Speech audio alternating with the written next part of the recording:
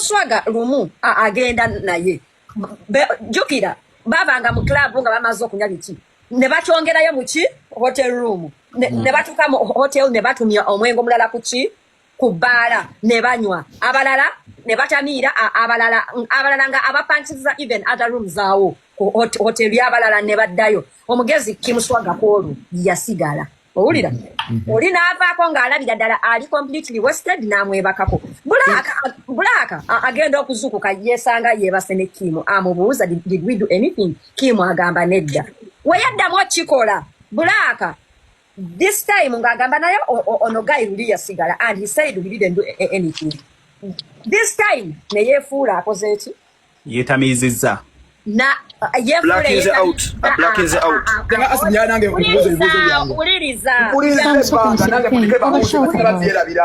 Omukazi atandika omusajja amusumulula akalega amukwata kunfuli agamba wait a minute you know weyamanyira mbuno this person has been taking advantage of her ate Black alina obusungu ku Kim.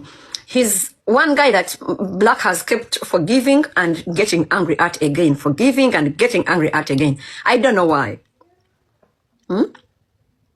Maybe because nga wagamambo ya raping. Te muomera Black ya gamba. She does not remember ever having intercourse with Kim. And then agamba Kim yamwebakanga konga Black atamidde nga ali high. At that time when Black was with Kim, Black yali awaako omuntu ng'omulabikidde bulungi. Yandi musabye bulungi. You get yandi musabye bulungi, so why did he always have to first drag her? You know? Lwaki yasookanga mu olaba abantu baba ne trauma, but because Ugandans bajajinga abantu, they really feel she didn't deserve decency, regardless of who she was, you know. Oba yali yebaka n'abasajja n'abawa sente, it was her money, it was her body, yalinga asimi. Ne waberanga yali malaya, it was her body, yagugabanga asi, era ne malaya, aba ne right okukkiriza oba okugana. You know, so why did he always want to drag her? Atemogera bintu bya class, because Kim has been a model and in the limelight for some time now. You get? So at that time, Bad Black also yali talina nnyo obambo no wakabi nnyo. I think at that time, Bad Black was so fascinated by abami abalina amanya, like celebrities or you know, like artists or you know, or abavubuka abalungi, you know, which makes sense. But then that would also make you know that, okay, if that was her preference, then Kim was not her preference. So why did he rape her? You know? Why? Yes! You know? So in everything, ekintu kineno muli awo muwolereza Kim bamu abusing omukazi amwinako obusungu yamwebakangako nga tayambala nga amudraginze unprotected intercourse. He took advantage of her, and not once, because the all about Black omuntu nga yamwebakako temwegana, you know, iye mwenyini ajana gambo yorabadaba na amuli oyo bebe kuru ABCD oyo teyegana, you know. Naye mubera mugamba Black yani adraginga Kim abadenga amubulinga amulina kwa busungu. Because at that time, Black yali yeti Kampala. So to think that a person yamunafia to a point of okumwa abusinga namwe bakanga konga tamusabye.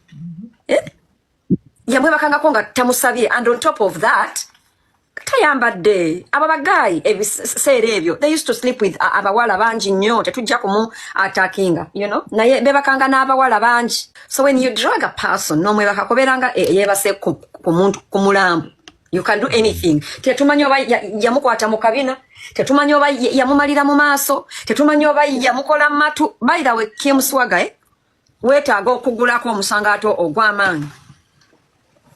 Ogw'amaanyi.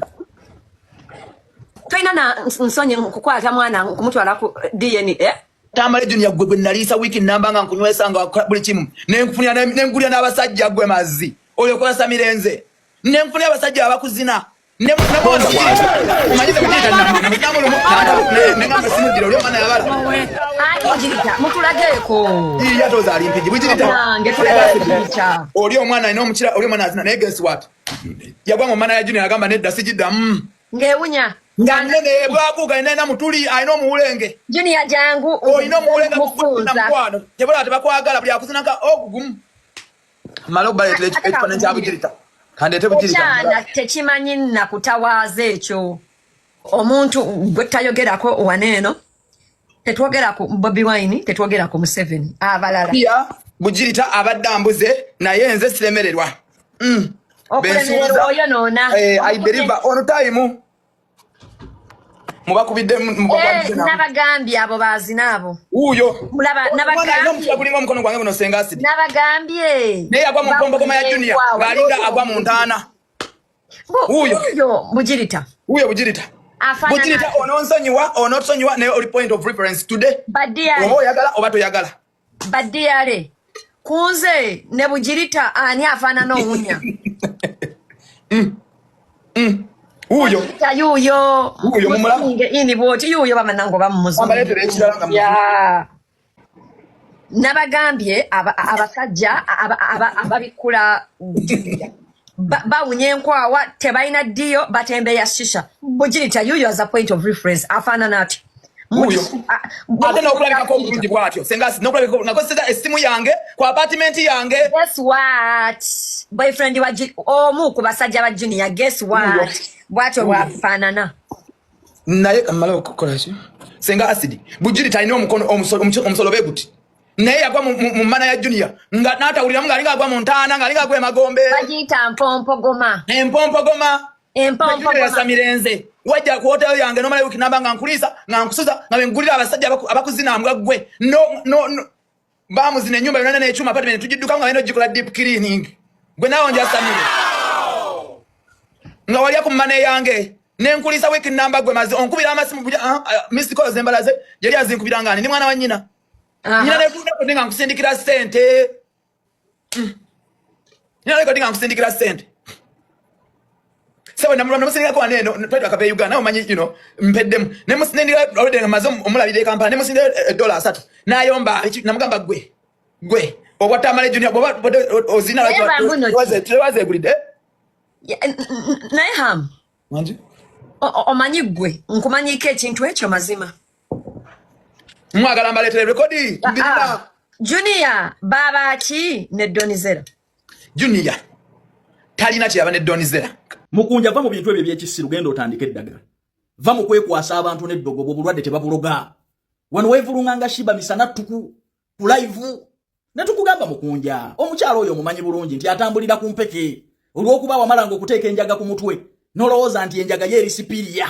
Tekwatibwa bulwadde. Kati olwaleero kikyoyita muyinza okutubuulira shiba gyali tali kundiri. Weevulunganga shiba gwe wali omanyi obulungi nti atambulira ku mpeke. Kati nawe lutandise okukubala embirizo otandise okwekwasa abantu. Kiche wali tomanyi. Kiche wali tomanyi. Mukunja va mu bintu ebyekisiru.